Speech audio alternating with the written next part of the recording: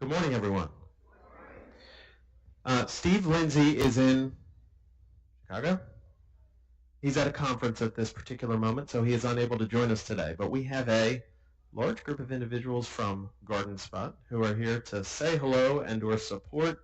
Calling out specifically Wendy Nagel, who will provide a presentation in just a moment.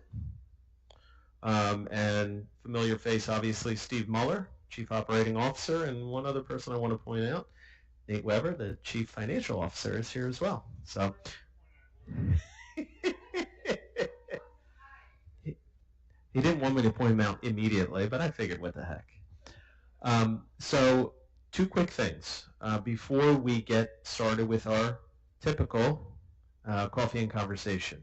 So first off, I'm going to make an introduction to Tammy Zumstein. She is, remember we discussed about our new residential living and personal care social worker.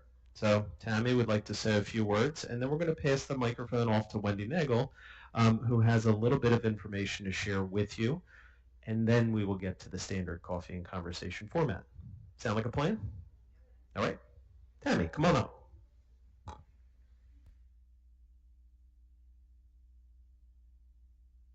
Hi, everybody. My name is Tammy. I am a social worker. Oh, I don't usually talk into a microphone because they can hear me across the country. I am allowed. Sorry. I am going to be the new social worker for residential life and for the personal care communities. I've been a social worker since 2009. I've worked in the mental health area as well as in nursing homes and personal cares. I've been doing that for about 10 years now. Let's see, what else? I live in Quakertown with my husband and my daughter. She's 6 and she is fun. We have a lot of fun. I really love the Eagles. I am from Philadelphia originally, so I'm just really excited to come and join you guys. And I'm going to be located in the Wellness Suite, so if you guys need anything, you can feel free to stop on by. But I plan on walking around a lot the next couple of days and weeks just to get to know everybody, and feel free to say hi if you see me wandering around. And please remind me of your name because I promise I'll get there. Thank you guys so much for having me. Tammy brings great experience with her, and we are hopeful and excited for her to become a part of the community, as we know she will. So thanks, Tammy. Wendy, you're up. Did you notice how beautiful it is outside? Aw. Well, thank you for being inside for a brief period of time, but I hope you have a great weekend and just really enjoy some time. I was thinking, I believe it was back in September that I came and visited you, and we talked about the fact that we were looking to start a foundation for the organization, for Garden Spot communities broadly, and for all of the affiliates that are part of us. And we told you we had done a federal application with the IRS, and we needed to be patient. And we were. But in March, we received notice that we were approved, which means TrellisWorks, which is the name of our foundation, can now receive gifts that will be tax deductible to the donors who make a gift to the foundation. Talked to our financial department, and they said, you know what?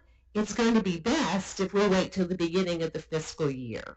And then we can make all of the changes and all of the financial accounts will take place at that time.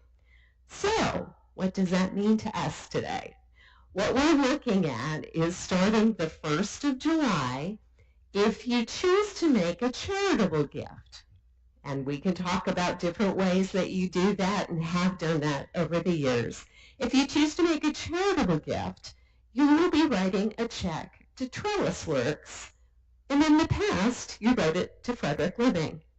Now, as I told my friends at Garden Spot Village, you're still going to be writing checks to Frederick Living to pay your monthly bills, as you always have.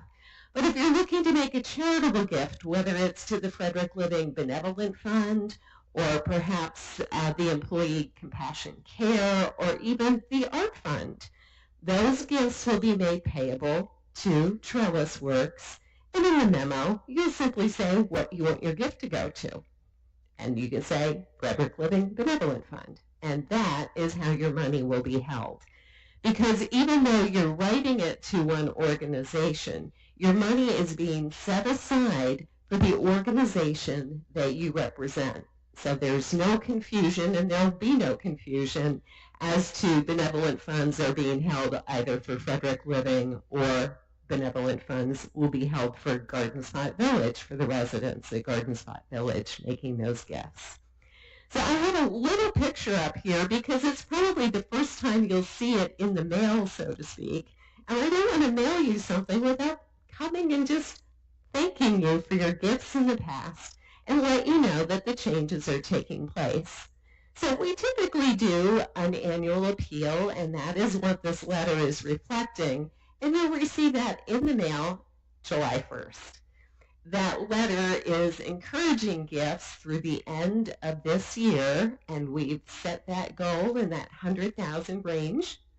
And that gift will be made payable to Trellis Works. And you'll notice on the right-hand side, you'll see the Trellis Works logo at the top. You'll also notice that it's for the Benevolent Fund at Frederick Living. We're very specific where the dollars are going. Donor intent always leads any direction for a gift. So it's really up to you to state how you want your dollars designated. Ultimately, with all that we're doing with the foundation, we are looking to do what we've done in the past, which I know you're familiar with giving to the Benevolent Fund, but we're also doing lots of grant applications and reaching out to organizations because we have a vision and ideas of receiving gifts for all of our entities and also for works like research and projects into the future. So we're very hopeful that we will be able to grow and grow together as a community. The one thing I did want to share, if you typically make your gifts through an IRA, if you use a required minimum distribution and do a charitable gift, or if you give through a donor advised fund, or you give stock, I have very specific instructions that will change from how you gave it in the past because it will now be coming into an account for Trellis Works. So when you receive these two sheets, there will also be a third sheet that talks about if you're making a gift from those accounts. And I have one of those letters with me today. Gloria's here and has some copies if anybody's interested in learning more. You can grab them now or you can grab them later. And speaking of reaching out and grabbing a paper, Gloria Mast is here and she is working with you on the Wisdom course this year. But she is a member of our foundation. If you ever have any questions, you happen to see Gloria or myself, you are more than welcome to reach out to learn more about Trellis Works and where we're headed in the direction for the future. Always available by phone and really look forward to working with you. Thank you so much for your generosity, for how much you give back, and for the beauty you bring here. Thank you. Yes.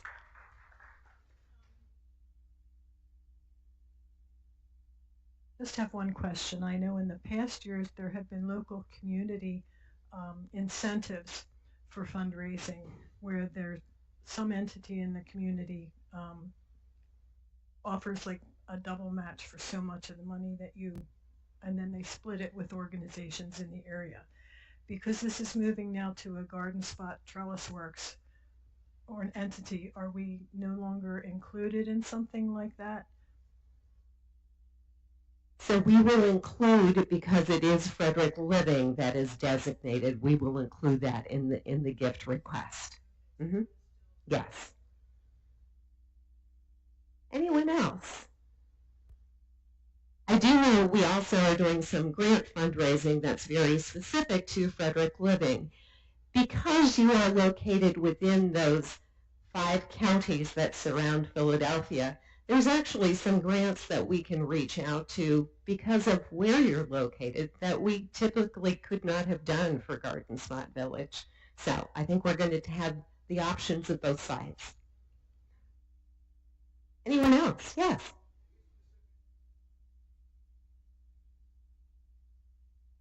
Currently, we are working with a grant writer. There's some grant writing I do as well as Gloria, and then we converse with each other.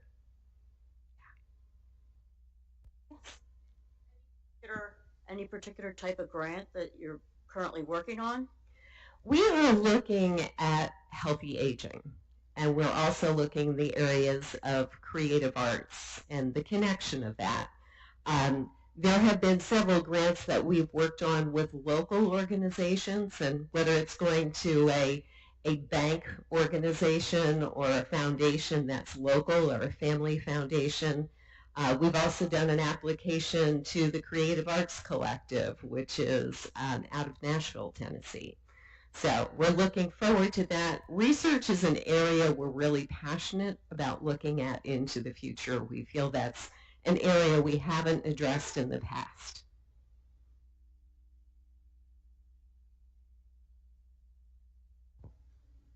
Thank you, Wendy. So some of you, I can tell by the questions you're asking, have a bit of experience with writing and receiving grants, perhaps. And so you also then know that it's about relationships and sometimes who you know as much as what you know. So if you happen to have connections to local foundations that Wendy and I, just because of distance, may not be aware of, please reach out to us. I'm here the second Friday of every month with the Wisdom Course. Happy to have a conversation and a cup of coffee with you as well. So if you have connections, I'm happy to meet your friends. My question, I'm going to pursue this a little longer. My wife's sister writes grants, and they basically gets pretty good money out of those grants. When you look at corporations, I do a survey. I've been doing a survey for the government for about 15 years, and I end up getting $100 gift cards and stuff after the end of the year. And the last one I got was on grants. It was on corporations that give a lot of money over a course of a year for different causes. One of those was Wawa. I was surprised. Wawa, I can't remember all the names. I'll try to get them to you. But it was a whole list of ones we don't think of. And I was wondering if you look at those kinds of corporations, banks, they were listed there too. Yeah, it's interesting. Some of the applications need to go via their foundations as grants, and others they're looking to make sponsorship charitable donations that will come more from their marketing department. So in a way, it is about identifying, and what Gloria shared is incredibly important. If you're going before a foundation and you have one of their board members who knows you and likes you, you stand a much better chance of being received than someone who doesn't know you. So I've been spending a lot of time visiting with people, but great connections mean everything, and relatives really count. So feel free to share, and we're very open because we're just exploring areas that we haven't explored in the past. Anyone else? Okay, good. Thank you. Thank you so much. I'd be careful about the Wawa Foundation, Lou. I hear they only pay out in hoagies, not dollars, just hoagies.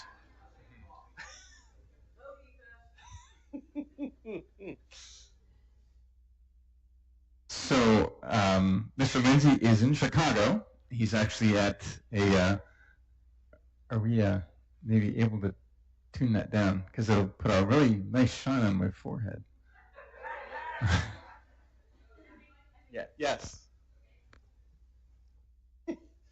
Mr. Lindsay is out of town, so Mike and I are going to cover today. And welcome to June.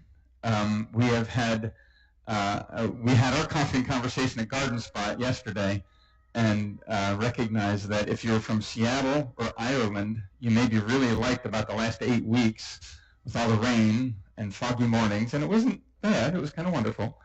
But here we are. It's supposed to be close to 100 next week, so we're going to get used to summer very quickly, I think. But what's on your minds? We're here for coffee and conversation. I may defer to Mike on a good number of these. We'll see how the questions go this morning. Since we haven't been here for a while, I want to ask a couple of questions. When I got back, I was talking with Ryan and other people that have been replacing boxwoods, putting other plants in. Before I left here, I counted about 245 that need to be replaced, and they're not the only thing. There's spirea that needs to be replaced. There's other. But my point is this: we're at almost the end of planting. If you're not willing to water, it's almost too late to start planting. You need to plant shrubs in March and April, and then in September and October. But it can still be done if the person is willing to water. I'm willing to water. I'm willing to replace the boxwoods, because, by the way, the ones that aren't diseased, they probably already have it. I talked to a couple people over the weekend, or this week, in the nursery business, and that's what they told me.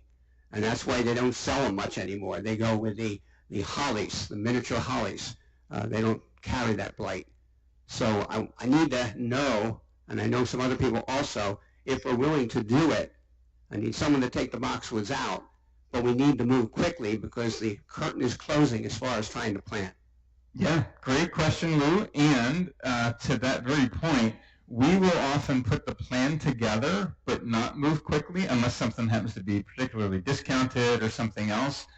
But with a plan together, we would want to approach that at the end of summer and into fall. So the September, October kind of an idea. What we hesitate to do is to overplant or overspend with that idea of like, oh, hey, we need to do this now. It's very urgent. We have to make sure that we get out in front of it. We will absolutely get them addressed, and especially if there's, several hundred as you're kind of describing, that sort of a thing, absolutely. But what we want to do is put a plan together so that we know, hey, let's do this many in each one of these areas. Let's have that committed from a budget standpoint. Your willingness to water is terrific. Absolutely love that. There may be other residents that would have that willingness as well. But because we're already almost at the 4th of July here, you're spot on. It's not a great time to plant shrubbery or foundation plantings or trees or anything like that unless you're willing to water. If you're going to water through the summer, that's a whole different commitment and things. But for us in the background, we don't necessarily have a whole plan together that's ready to address hundreds of shrubs. Albert. Yes, I was gonna say I've been working closely with Ryan, our grounds lead person, and the plan is to start removing some of those dead or ugly-looking bushes, and start replacing some of them when the planting season starts again. Which is right now is the wrong time because, as you know, next week is gonna be really hot. So. But if you have an issue that, this one is really ugly, call us and we'll send Brian and Ryan. And we kind of have a planning process, just like Steve just mentioned.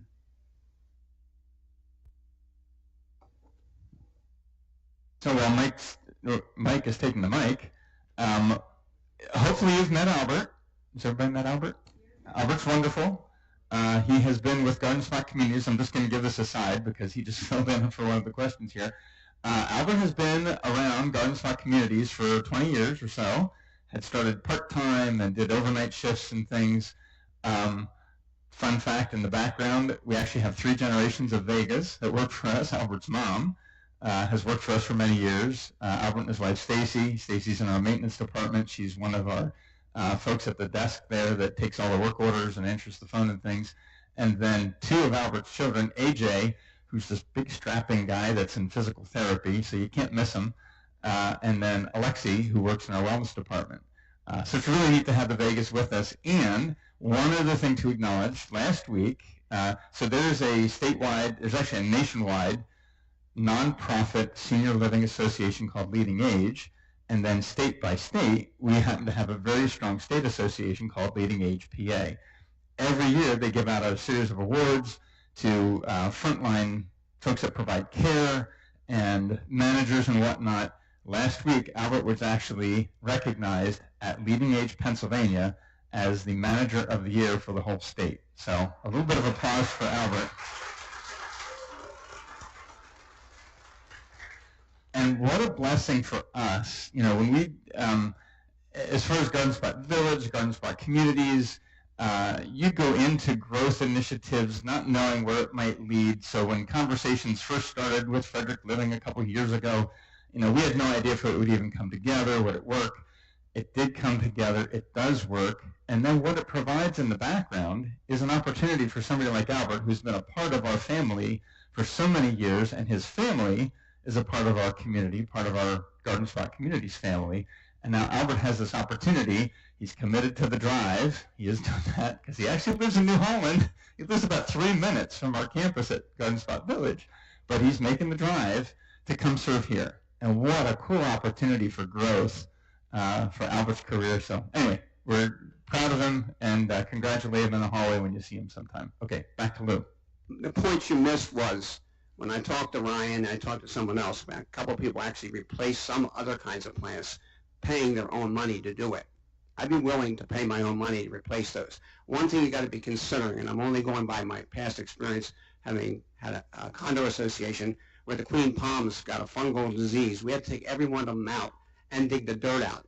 And one of the things they told us, if you leave the ones in there and you don't get them out, it spreads.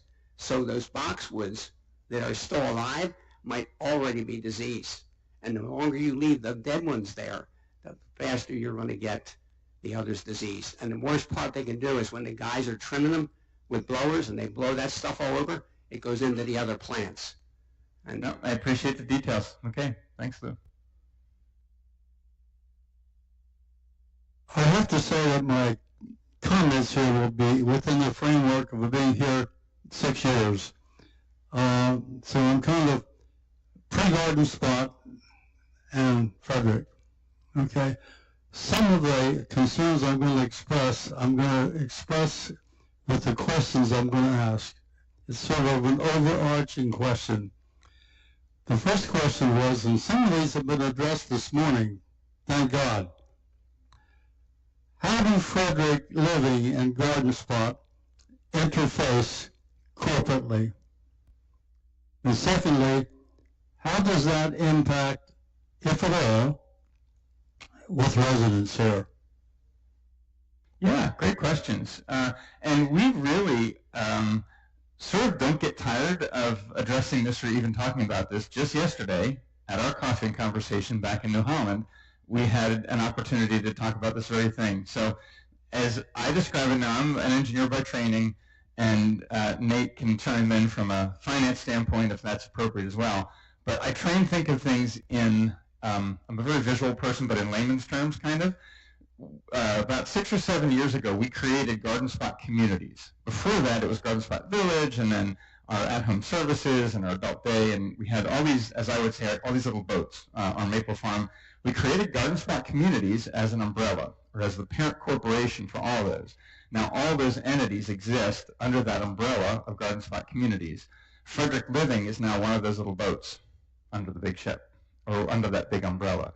And what it comes down to, the question yesterday had more to do with how are the folks at Garden Spot Communities, at the parent, how are they paid? Like, how does it even work? And the answer to that kind of addresses your question as well. Across all of those little entities, and I don't know how many we're up to, probably about a dozen by now, each one of them pays a little allocated management fee that actually rolls up to the parent. So a little department that might be 3 or 4 employees, something like that, that would be a fractional amount of whatever their budget is, whatever the revenue is for that department, actually goes up to Garden Spot Communities. So each one of those departments, no matter where it is, and it's allocated by entity.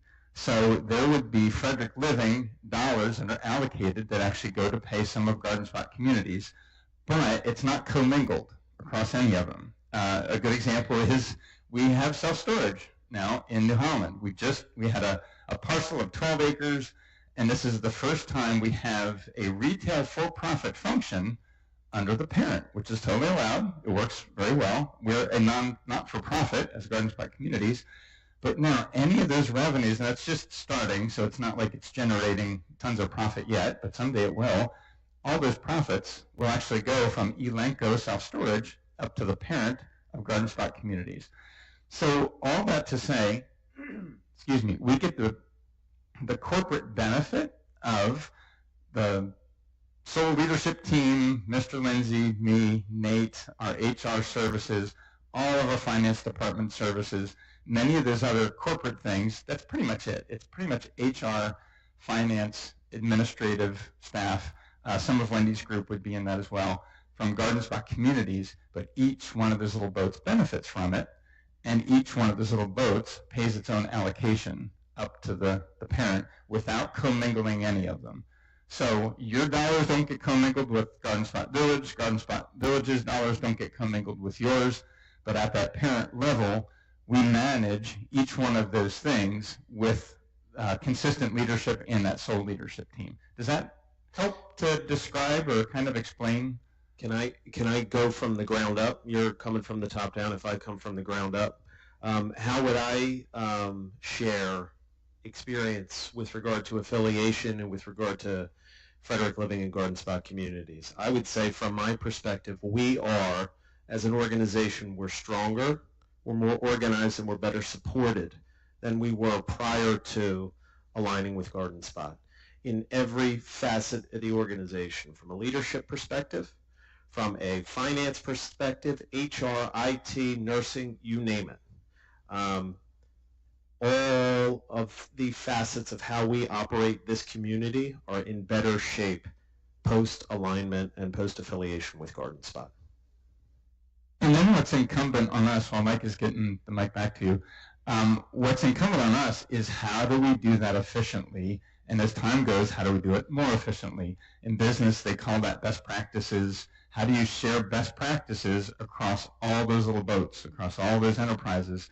So now we have consistent ways of, actually Albert's presence here, we use the same work order system across all of our campuses. So that one piece of software, so that we can change light bulbs and fix leaks and clean carpets and all that other stuff, uses that same Works Hub work order system. That's a best practice. That's an efficiency now that we can bring together. If somebody's using it really well over at Garden Spot, and we have a practice there that works really well, now we want to replicate that here at Frederick. Like, oh, did you know you can put notes into this one area, or you can track tasks over in that other area? It gathers data in the background that's very useful. It's those kinds of things from the corporate standpoint. That's my world because I'm overseeing operations, but that's what we're trying to do then to be more efficient along the way. Yeah, you're addressing some of what I got out, and I appreciate that, okay? When you come back to the second part of my question, what impact does it have on people here? Let me also make this observation. What's happening here this morning is a concern that satisfies some of that. It's a matter of communication, and that's occurring in this room right now. And that's critical. We got to get out of this back row here. There's got to be other questions outside of this back row. There we go. Go to the front row.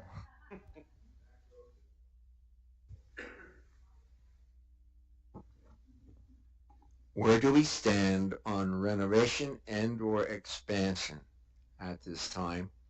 And how soon are we getting rid of our modular home? Oh, Last Saturday.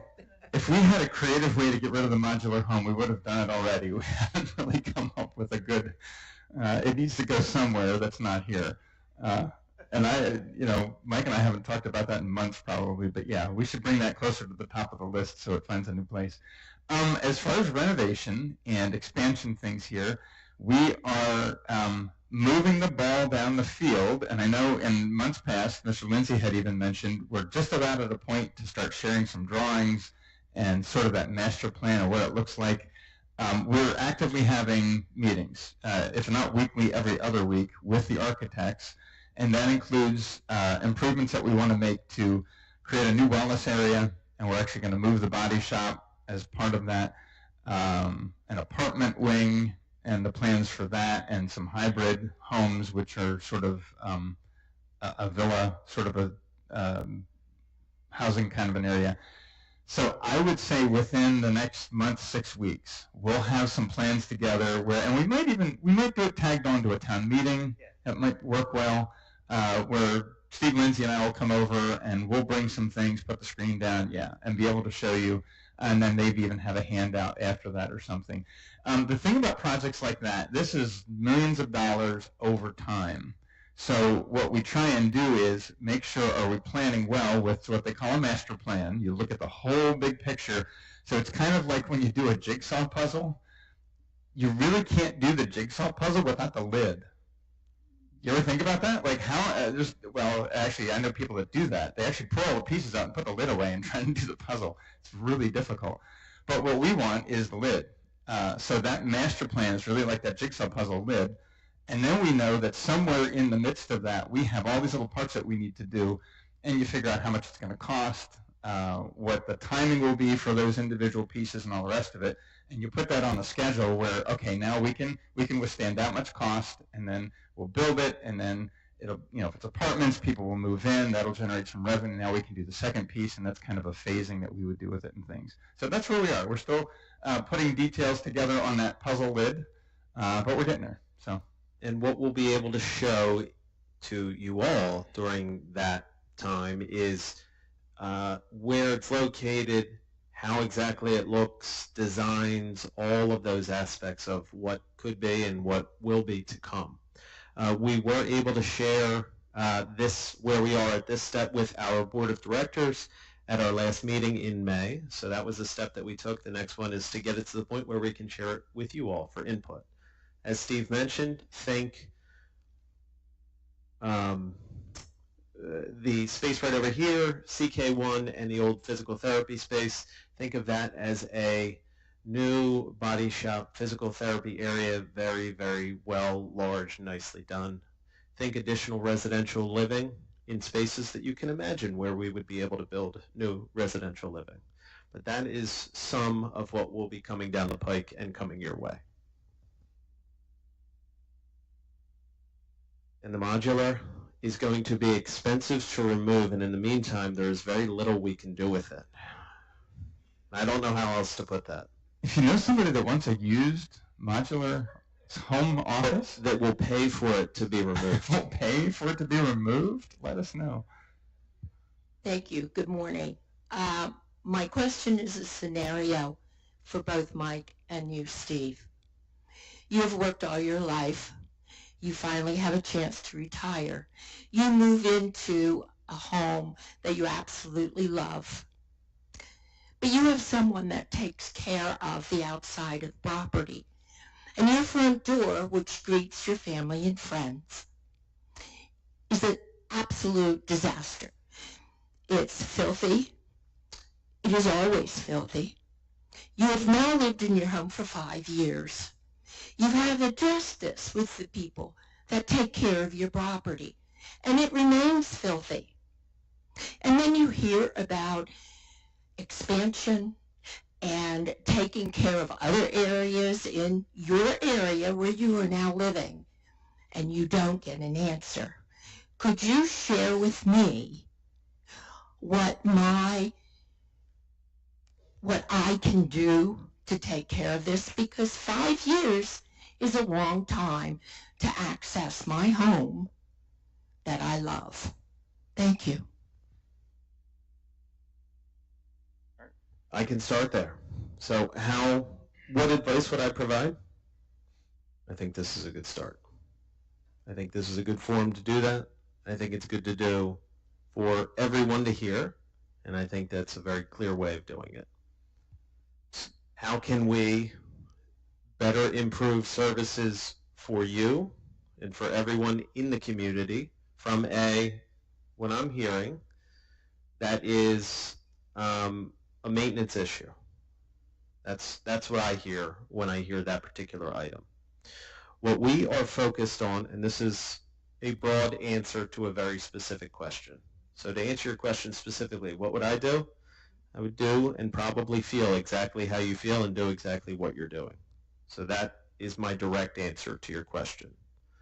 My larger answer to your question is we recognize the opportunities that exist for streamlining and for better organizing and better communicating the work that we do, specifically as it pertains to our maintenance department. That is not something that we're shying away from, and that is not something that is a surprise to us, that a frustration like that is aired here, or that others here, as I'm looking at faces, have shared similar frustrations and similar concerns. With someone like Albert, sorry, I'll put you on the spot, with someone like that who has a deep understanding, experience, and skill set that is geared toward team development, organization, accountability, we believe that with sustained effort and focus, that issues that are simplified, easy to fix, easy to organize, will be better taken care of. And that is the first thing that we talked about when he walked in the door, and that's what we talk about every day. Hopefully, with that continued focus, issues that you raise similar to that other individuals have as well, can be minimized as much as possible. Now, as for expansion, as for other things like that, why are we talking about that? Because we have to do two things at once. We can't just talk about the present. We have to plan for the future at the same time. I hope that begins to answer your question. It does. Thank you. 5 years is a long time. It is a long time addressing, please take care of the entrance.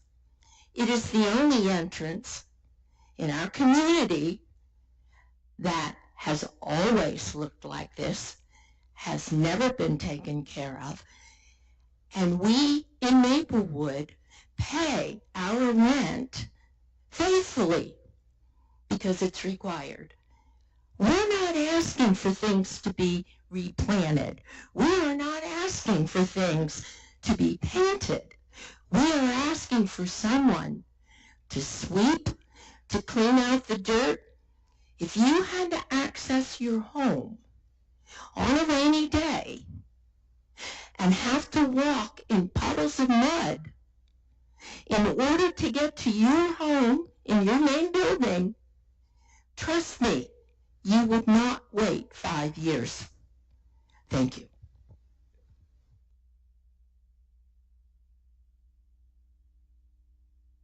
I'm going to go back to the plants a minute. You said we're going to do something in the fall. I said you need to get the dead plants out. We have one person here, Ryan. We used to have two, okay? I'm going to back up on a couple other things quickly. The last two contracts that were done for cleaning windows were very poorly done. All they did was wash windows. They didn't clean the sills. They didn't wash the screens. They didn't clean the chases on them, which if you don't clean them, they have a furry strip that's on them. It'll rot away. And I know you're talking about expansions, but I've been here 7 years with my wife, and I've seen many of the same things. And part of it isn't just putting together a plan, it's having the people to do it. Okay? I love the place. I love the people. But one of the things that bothered me when you said back to me was what has started to happen, or what is happening, is what we're doing here goes back to you and then comes back again. And that's a lot of extra time in trying to get something accomplished. So I'm just trying to say to you, if you leave those dead plants there, who's going to pay for the replacement of those? If that is operating cost, that goes on our monthly cost, or it comes out of capital campaign. Those present bushes, if you replace them with the same size, are $80 a piece. Now digging them out and all, add another $70. There's over 200 of them that need to be replaced. And you ought to be thinking about replacing with something else and less of them. I appreciate all the context. That's very good, Lou. I really do. So what we haven't had here is that Mike used a word as he was answering the previous question. He used the word streamlining.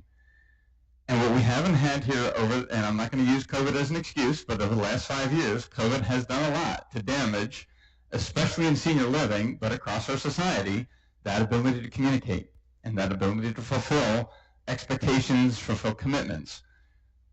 Now that we are presumably and hopefully out of COVID, and we had a change of leadership here, which has been very constructive, a person like Albert, his leadership skills, and back to the couple other words Mike used, like the team building and the accountability to that, what we should be able to do from a front door standpoint is, and this is the streamlining part, I mentioned the work order system that we use across the whole enterprise.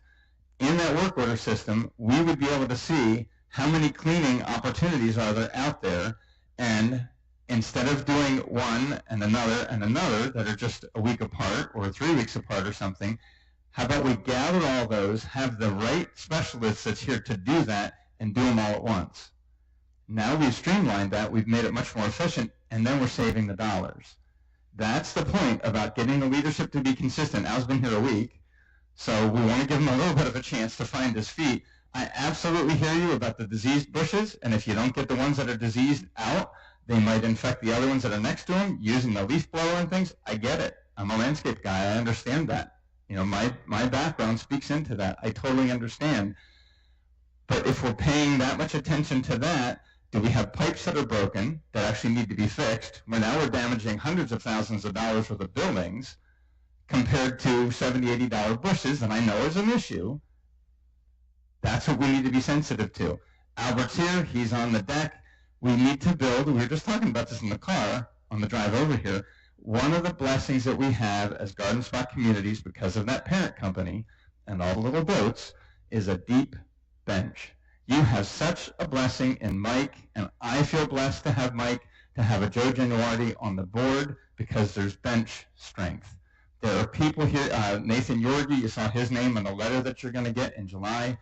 There are people that care deeply about Frederick Living, and we multiply that times an $80 million enterprise. There are people that care deeply about our Maple Farm facility where we have skilled nursing beds. There are people that care deeply about Garden Spot Village and what happens there. That's that bench strength. Albert cares deeply about the people that work in his departments, and what we're going to do under his leadership and our support of his leadership is increase that bench. So then there will be supervisors under Albert that care deeply, that are leading frontline folks. The one might be a painter, somebody might be a plumber, that then care deeply about their painting, about their plumbing. That's our hope, and that's where we go with all of this because we care deeply about the communities that we're serving. So I totally understand, Lou. I get it about the bushes, and I'm not denying the fact that this is an issue. We do need to let Albert find his feet. It may help if I walk around with him after the meeting. Actually, we have other stuff to get to because we got to drive back to New Holland. But if I had the time to do it, to actually walk around and see that there are several hundred of these, that would be helpful. What would be more helpful is for us to get the contractor that knows, picks the leaves off, grabs a handful of dirt and says, okay, yep, it's blighted, but this isn't the kind that's going to spread. Here's what we're going to do. We're going to take these and those out. We're going to take these and those out. We'll replace those. If there's, your dollars involved and your watering involved and things, that's great. Much better to come from the landscaping contractor than to come from me because my attention is divided. But we get Albert on it. We get that figured out with a plan that maybe says maybe there is something we do here before July. It's going to get really hot next week. Not a great time to plant new bushes, but definitely to have a plan together for the fall when it is planting time again, because now we have the potential for a great success going to September, October, great time to grow grass, great time to put in new plantings and trees, and then into next year they'll look gorgeous in 2026. Our hearts are for you, not against you. We are with you. We want to see that bench strength. Now, you know what we've done here in the last week, 10 days is Mike is awesome. Emily is awesome. Deb and Dining is awesome. Now Mike has bench strength because Albert's here. Albert's awesome. I know Albert because I hired Albert on full time to do the stuff that he was doing at Garden Spot Village. Albert Vega is a gem.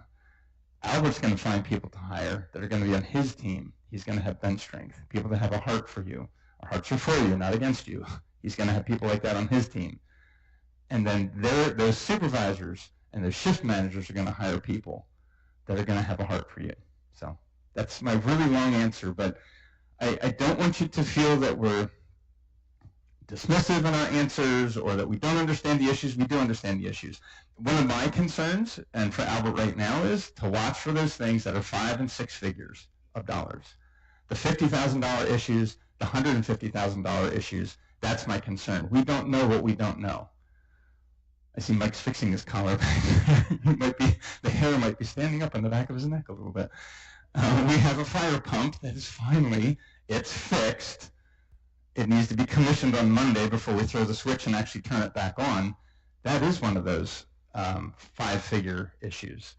And it's been out for a long time, and that was no fault of Mike's or no fault of any individual, lack of bench strength, lack of depth in leadership. We do have it figured out. We have every specialist you can imagine in the Tri-County area has looked at our fire pump, fire marshal included, and we're good. We're ready to throw the switch on Monday after it's commissioned. But anyway, that was a really long answer to that. I understand, but believe me, our hearts are for you, not against you. We will figure these things out. It's much better to let the process work itself out. And I know some bushes might be in jeopardy, and I get that. But we'll weather that when we're sure that the buildings are okay, boilers are okay, systems are okay, and to Mike's earlier point, we have to grow at the same time. Who wants to follow that up? Sorry, wow, I had a couple of those in the car, too, on the way over. I would like to say I appreciate you taking the time to give us a broader view of what's involved. And I think I'm more patient to wait and see. You know, it's a matter of trusting you. Thank you.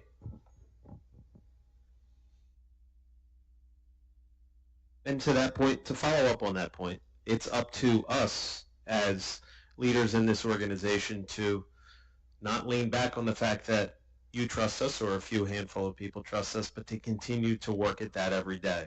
We're going to fail. We do pretty consistently, but we do work to build and maintain your trust as much as we can, because that is vitally important in the relationship that we have. So thank you.